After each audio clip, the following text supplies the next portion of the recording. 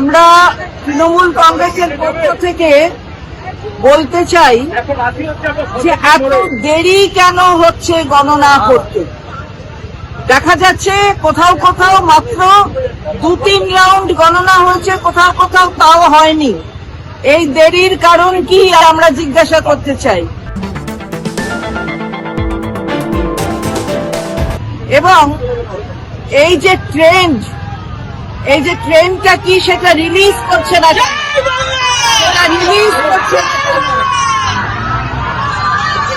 এই রিলিজ করা ইলেকশন কমিশনের এক্ষুনি উচিত। আমরা চাই 293টি আসনের গণনা হচ্ছে, তার ট্রেন কি সেই ট্রেনটা রিলিজ করুক। ইসিআই এত নির্বাক হয়ে আছে কেন? তার তো উচিত ইসিআই এর পক্ষ থেকে যে গণনার ট্রেন কি এবং এত দেরিতে হচ্ছে কিনা তার কৈফিয়ত দেওয়ার, জবাব দেওয়ার আমরা জিজ্ঞাসা করতে চাই।